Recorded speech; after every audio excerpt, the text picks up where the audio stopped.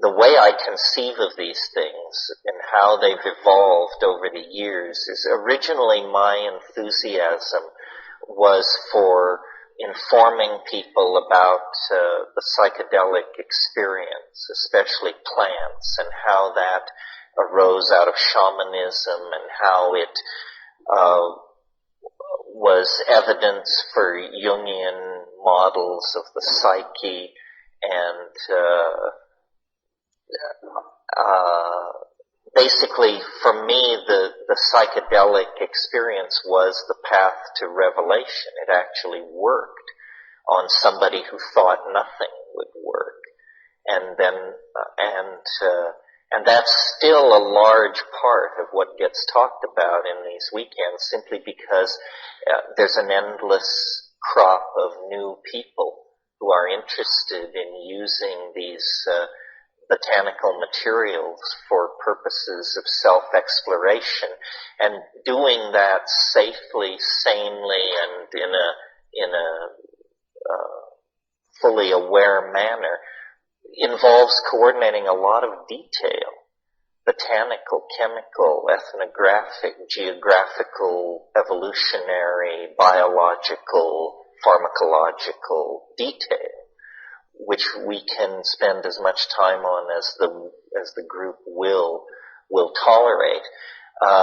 What I like to talk about, and what I have very little competition in terms of talking about, is the content of the psychedelic experience, which is very difficult to English or to bring into any other language, and which is not predictable or is confounding of the expectations of students of mystical experience. And so that was sort of my core specialty, if you will, was the ethnopharmacology of consciousness and the phenomenology of the states there derived.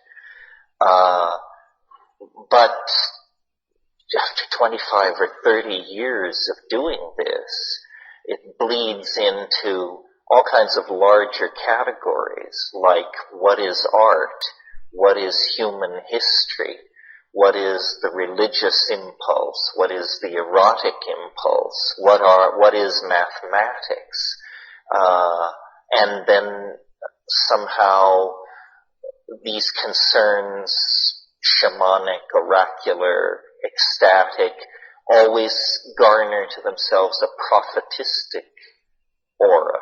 What is the future? And can it be known? And is it mundane, or is it transcendental? And on what scale, and on what schedule?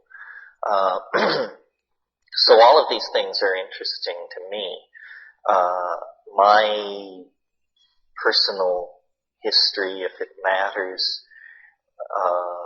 I grew up in a very middle-class family in a very small town on the western slopes of Colorado, which is about as white bread culture as you can possibly achieve. It was a very stable environment to be brought up in. It was the 50s. It was all, tube furniture and bad television. And, but the ground I happened to be fortunate enough to walk around on, had clamshells 150 million years old scattered through it, dinosaur bones, extinct fishes. And as a kid, I was a loner, and I spent a lot of time in these dry arroyos and washes where these fossils and stuff could be found. And then people informed me of the age of these things. And I can remember when I found out that 1,000,000 years is 1,000 years, 1,000 times. It was like I got it. I mean, it was the largest thing I could get at that stage of my conceptualizing reality. But then suddenly the reality of the size and scale of nature snapped into focus for me. And I've been thinking about this recently because one of the things you'll find out about me if we get to know each other is I have a skeptical and cranky side, and I'm forever puzzled by why people believe some of the seeming to me dumb things that they choose to believe. And I spend a lot of time thinking about what is a dumb thing to believe, and how do you judge in a shrilly competing ideological marketplace the various claims, counterclaims, nostrums, ideologies, therapies, insights, revelations that are being peddled. And so my intellectual development, if you want to put it like that, was sort of scientific, in the sense that it was always about looking at phenomena, testing it, trying to define its limits. The strange thing that happened to me, because I guess I eventually became involved with psychedelics, was this method of testing, demanding proof, never taking anything for granted. Normally what that does is it deflates reality. It flattens it. It makes it industrial and existential and post-romantic and horrifying. But in my case, it didn't, because psychedelics are actually a kind of miraculous reality that can stand the test of objective examination. I mean, in other words, there's nothing woo-woo about it. It has to do with perturbing states of brain chemistry and standing back and observing the effects they're wrought thereby. And it's extremely dependable. And from a medical point of view, it's extremely safe and non-invasive. I mean, one of the paradoxes of pharmacology is that the substances which most dramatically affect the mind do so at tiny doses and with very little sequela. This is extraordinary. I mean, it's almost as though the mind, in this case, is a phenomenon very different from the body, where, to achieve major effects in the body, often massively invasive procedures or large doses of invasive chemicals have to be used. Someone once said to me, referring to LSD, that if you wanted a picture at the molecular level of the power of LSD, imagine an ant that can rip the Empire State Building apart in 30 minutes. One ant. In terms of the scales and the sizes of what's going on, that's a reasonable analogy to the power of LSD. So I explored all kinds of fringe areas when I was a kid, magic and telepathy and Ouija boards and various invocations, some of which interrupted my career as an altar boy. Couldn't have it both ways, it turned out. And one by one, these things fell, in the same way that as you go through life, you close the door on Santa Claus and the Easter Bunny and so forth and so on as you move along toward adulthood. But then I discovered that the psychedelic dimension seemed to be an exception, that it was as though the tidy world of European positivist culture derived from Calvinism and Greek science and so forth and so on had this umbilical point, this place where it was all tied together. And if you untied it completely deflated and you were left staring into something analogous to William James' description of an infant's world. You were left staring into a blooming, buzzing confusion. well, what is that? What are the implications of that? It wasn't a confusion chaotic enough to be simply mind dissipated into thermodynamic noise. I think a lot of people who have never taken psychedelics have the idea that it's thermodynamic noise. That it's just the brain isn't working right, it's firing randomly, and then some portion of it is trying desperately to lay gestalts of meaning onto this random firing, and so you get this kind of surreal careening from one supposed illusionary perception to another. Anybody who's taken psychedelics knows this is not a very apt or cogent description, that actually these things reveal scenarios, modalities, hierophanies of emotional and poetic power that are very emotionally moving, and sometimes leave in their wake powerful ideas as powerful as any of the ideas that have moved and shaped civilization. So my motivation in talking about these things is that I do not say that this is the only path out of the mundane coil of blind casuistry and entropic degradation. I don't say it's the only path out. It's the only path I found. And I checked some of the other major players, but checking doesn't mean I exhausted them. And perhaps yoga can deliver this. Perhaps Mahayanist metaphysics can deliver these things. Perhaps I was impatient or lumpen or simply not intelligent enough. But the good news about psychedelics is that they are incredibly democratic. Even the clueless can be swept along if the dose is sufficient.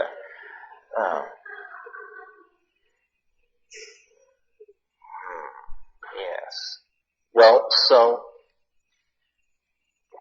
that's just a little bit about it. And other things that are very interesting to me, as I said, are the future, but the future in some specificity, both the rationally apprehendable future that we get when we extrapolate current technologies, current tendencies, and the not so rationally apprehendable future when we actually turn on all the bells and whistles of the historical process and realize that it is inevitably ramping up into more and more hypersonic states of self-expression, and that this is what is creating this end of history phenomenon, or this eschatological intimation that now haunts the cultural dialogue. There is something deep and profound moving in the mass psyche, driven by historical forces long in the process of unfolding, but now exacerbated and focused by new communications technologies that are essentially prostheses, extensions of the human mind and body of enormous and unpredictable power, or with unpredictable consequences. So, in a sense, what began for me as the psychedelic experience, a personal experience triggered by a relationship with a plant based on certain definable pharmacological phenomena, has become like a general metaphor for understanding being in the world and our historical dilemma, because in a way they're fractal adumbrations of each other.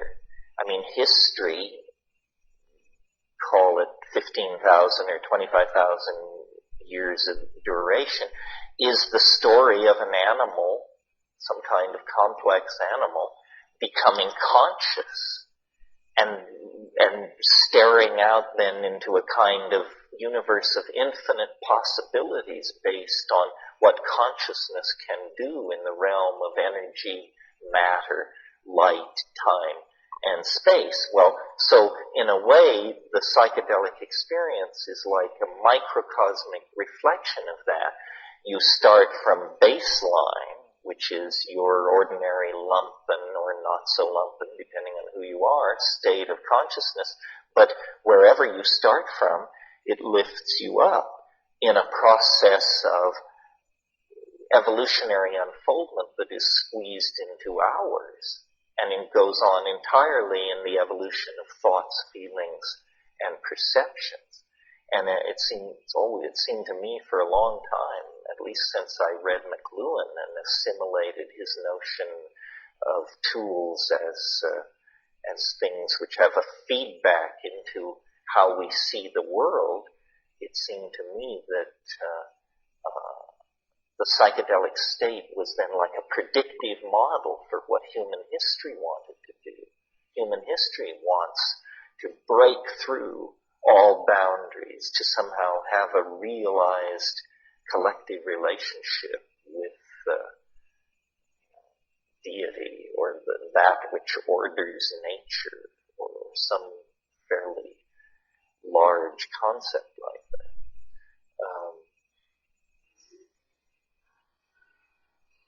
Yeah, the implications. It's all in the implications. It has to do with how much intelligence you bring to it at the beginning. You know, if there's no mind behind the retinal screen, then it's just pyrotechnics, mental pyrotechnics. But it's how much we can make of the phenomenon that makes it so rich. Yeah, you mentioned the gratuitous grace. This is based on a famous comment by Aldous Huxley. He was asked at one point, what is the psychedelic experience? And he said it's a gratuitous grace. And then he explained it is neither necessary for salvation nor sufficient for salvation. But it certainly makes it easier. It's like an aid. It's a cul-de-sac. I mean, we can't suppose that it's necessary for salvation because too many people have gone from birth to the grave without it. But one has attained a very fortunate incarnation, I think, to be in a culture, in a place, in a time when psychedelic knowledge is available. And it's a kind of paradox that in our own time, meaning in the last 100 years, all this information has arrived in our laps as the hubristic enterprise of white man anthropology carried back all these medicine kits and mojo bags and sacred plants and so forth and grew them in university botanical gardens and kept the stuff in locked drawers. It was like a Trojan horse brought inside the city walls of Calvin's Troy. And, now the genie is out of the bottle. I'll have to restrain myself for these long exegetical comments on each person's... Yeah. Yeah, I'm interested in all of this, too, the rising paranoia and what it means and how to come to terms with what I call the balkanization of epistemology, the fact that the world isn't, large groups of people no longer demand that the world even makes sense. They're operating on synthetic ontologies that have risen above the concept of mere sense. But, there's a whiff of fascism about that has to be fully deconstructed before we want to sign up. Yeah.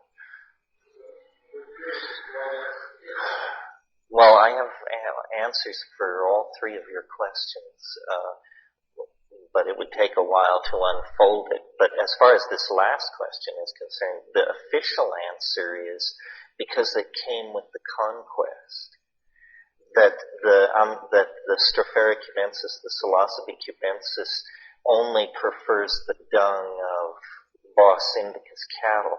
So it was so associated with the cultural genocide brought by the Spanish conquerors And this is the same reason given why in Mexico, though there are, in the Mexican situation, it's a little different. You actually have an indigenous population of native mushrooms, but you also have the San Isidro, the cubensis, but it's considered inferior when it isn't by any chemical index. So I think it's a deep association to the conquest is the only thing I can figure.